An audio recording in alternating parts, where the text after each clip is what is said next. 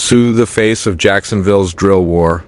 The same man fighting 2 murder charges on camera was left leaking in a cell with no footage, no suspects, and no explanation. Nah, somebody lying, because this wasn't no regular fade. This wasn't slipped in the shower or he got jumped over a honey bun. This was a straight-up inside hit, and the timing? Too perfect. Just days after courtroom footage shows him looking numb, silent, like he already knew something was coming. Boom. Medical lockdown, knife wounds, and a sealed report. And now everybody whispering, was this Fulio's retaliation? Did Young Boy's camp put the green light on? Or did the state let it happen to silence him before trial? One thing we know, when it comes to Ksoo, the dead don't talk, but neither do the ones about to flip. Buckle up. Because this ain't just an attack. This was a message. Let's rewind real quick. Before the blood hit that cell floor, before the panic button got pressed or ignored, this story already had a body count higher than the witness list. Ksoo, Hakeem Robinson, the face of a TK, the son of a snitch, the viral suspect in not one, but 2 homicides, and the main character in every rap beef, diss track, and mugshot posted out of Jacksonville for the last 5 years, and somehow, this walk-in RICO case didn't just have ops on the streets. Nah, he had them in the courtroom, in the system. In the feds, we're talking about a man who got caught on surveillance pulling the trigger, then had his own father flip on him just to shave his own sentence. His dad, his blood, literally cooperating with the state, pointing fingers like, yeah, that's my boy, he did it. And Ksoo? He sat there, deadpan, like he already knew betrayal was part of the program. Now, let's be real, this wasn't just a random cell block scuffle. This wasn't no, he owed me ramen drama. This was surgical, strategic. Someone waited, watched, knew his movement pattern, his tier rotation, which costs were distracted, and when the cameras would be coincidentally down. And all this just hours after Ksoo made that strange courtroom appearance where he looked numb, like he saw it coming, like someone warned him. So the real question ain't just who hit Ksoo, it's who signed off on it. Because baby, inside Duval County Jail, you don't just sneak a shank past 3 checkpoints and stick a high-profile inmate without at least one CO looking the other way. Especially not when it's Ksoo, the crown jewel in the state's RICO case against ATK. Let me put it like this. When you're facing double murder, your own daddy turned on you, your name's tied to half the unsolved shootings in Jacksonville, and every gang from 6 Block to KDA want your head, you don't just get attacked. You get GREENLIT. And according to a leaked burner phone, audio clip circulating online allegedly from someone on Ksoo's tier, this wasn't no heat of the moment thing. This was business. Scheduled. He was moving solo that day, real, quiet, guard switched up. That ain't normal.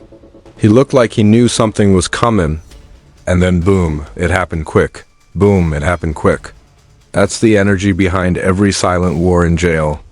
You never hear it start, you just hear the whispers afterward. Now remember, this man didn't just rack up enemies on the street. Ksoo violated every code on the inside too. Word been out for months that he was beefing with Fulio's people, Young Boy's silent affiliates. Even dudes from his own clique who didn't want to go down with him. You thought the courtroom was the end of his trial? Nah, that was just season 1. This right here.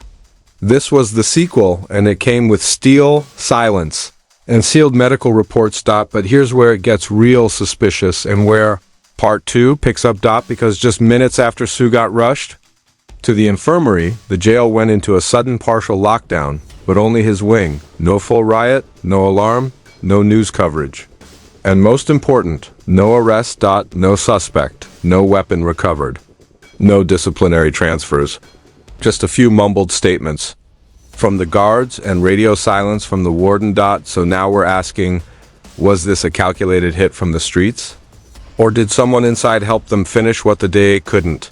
Because when a man gets stabbed in jail and there's no footage, no names, and no charges, somebody high up pulled strings. So boom, Ksoo's laid out in the infirmary, blood-soaked, through his orange jumpsuit, breathing shallow but alive. Barely, no statement given, no charges filed. But outside those walls, the streets was already talking. because while the jail was pretending nothing happened, a burner phone started chirping from inside, and what leaked next? Explosive, alleged screenshots from a contraband iPhone 12, yes, iPhone 12 in Duval got, posted to a private Telegram channel just hours after the incident. Messages that looked like they came straight out of a Hitman group chat, with coded language like, "That tray cleared. Package dropped. He ain't walking right again, LOL." "So on Seawing cool," said, "We got 4 minutes, not 2. Buddy upstairs flinched. Might gotta press him next? And the timestamps? Minutes before and after Ksoo got jumped. Now tell me, how is it that an inmate facing 2 murders, whose courtroom case been aired on every hip-hop blog from Say Cheese to academics, gets jumped on a lockdown tier, and magically a whole conversation leaks with exact timing? Either someone inside is sloppy as hell, or they wanted this to leak, and who would want that? Let's zoom out. Everybody knew Ksoo had ops. But what most folks don't know is this man had a few fans in powerful places.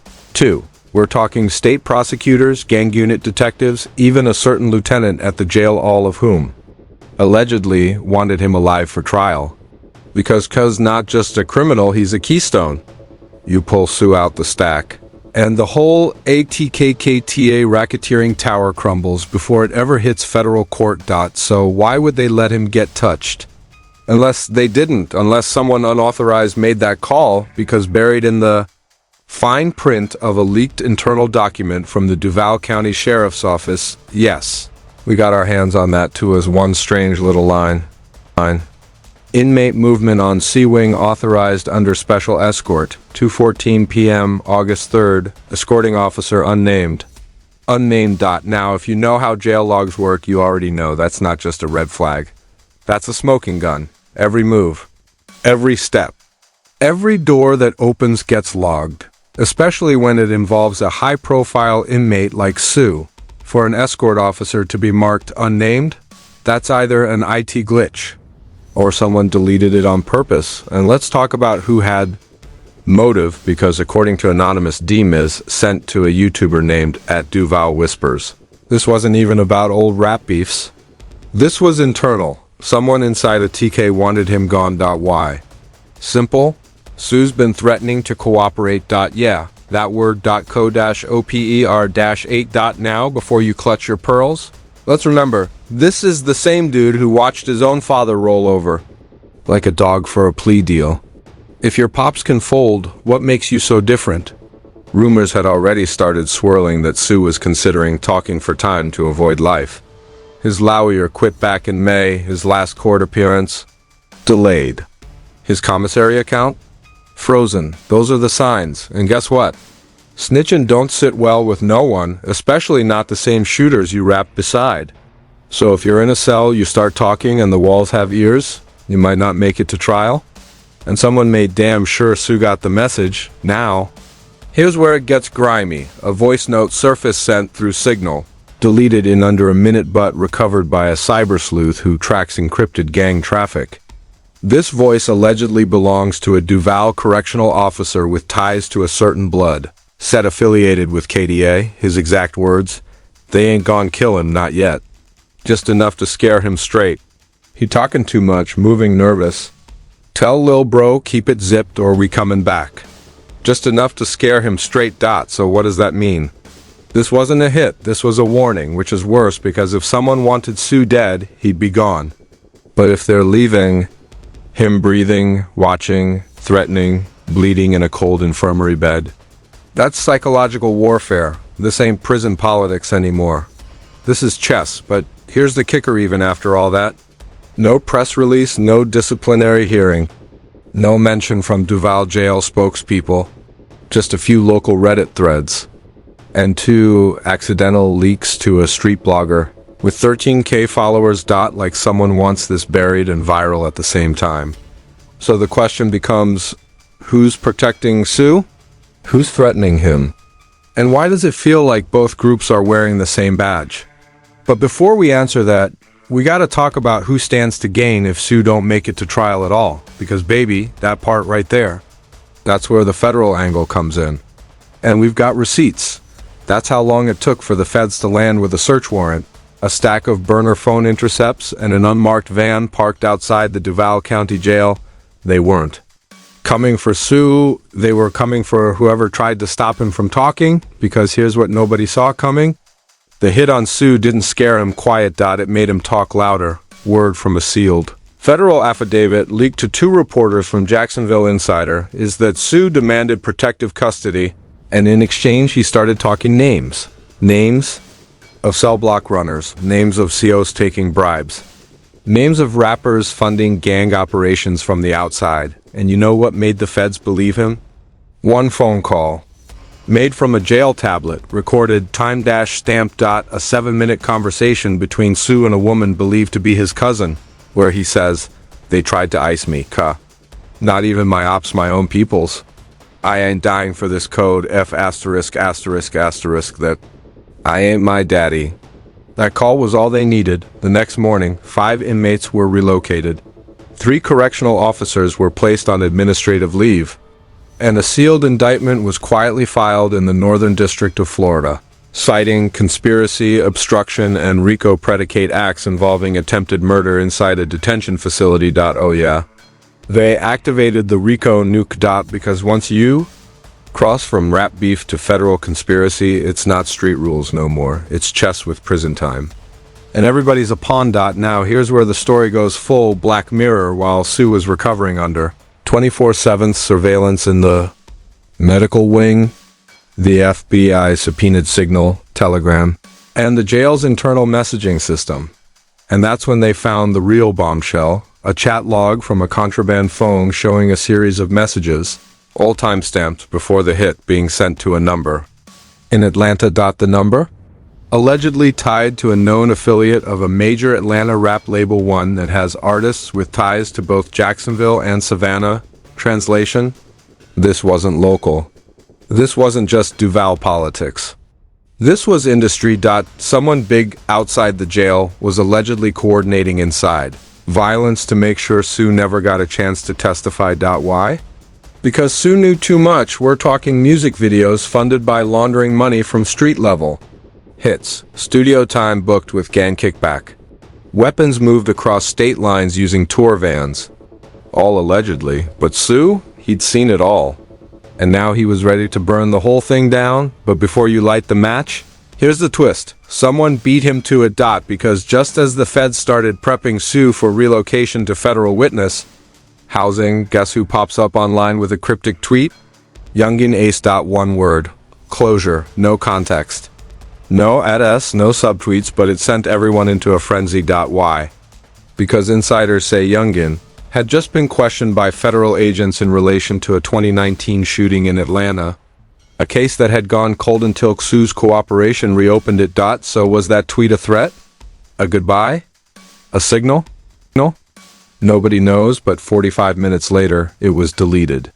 And the account went dark, and right when the streets were catching their breath, another shoe dropped. A hacker group calling themselves Free Duval leaked over 300 documents from the jail's internal database, including a visitor log showing a powerful record executive from Miami had met privately with the jail's warden just 1 day before Ksoo got attacked. Let that sink in. A music industry figure meets with jail leadership. Next day, a high-profile rapper facing trial for multiple murders gets jumped in a restricted area. No camera footage released. No charges filed. Coincidence or cover-up? Because now it's not just about who wanted Ksoo silenced, it's about why the jail let it happen. The same jail that let a phone inside, that let a gang tier unlock for exercise, that somehow lost the escort log. They didn't fail, they followed orders. And now the feds are watching them too. Because if Ksoo dies, a dozen cases go cold. If Ksoo talks, a dozen careers go down. So what do you think the system will choose? Let the man bleed. Or give him a mic? But here's the part that chills the spine. Ksoo's not the only one. The leaked RICO papers list 3 more names, all with sealed witness status, all held in separate jails across Florida, and all believed to be connected to the same gang web. So this ain't the end. This is the beginning of a domino fall that's gonna rock Jacksonville. Atlanta, and the entire southern rap ecosystem, and when that first court date hits, phones will be banned. Lawyers will be gagged, and cameras not allowed. Because this case, it's too dirty for daylight, too real for Instagram, and too dangerous for trial. Ksoo's body survived the stabbing, but his soul might not survive the truth he's about to spill. If you thought this was just rap beef, think again. This is organized crime in auto-tune, and the bot is still dropping. Stay tuned, because the next headline might not be a diss track. It might be an indictment. Like, subscribe, and remember, in this game the truth don't get spoken. It gets silenced. Your move, Jacksonville.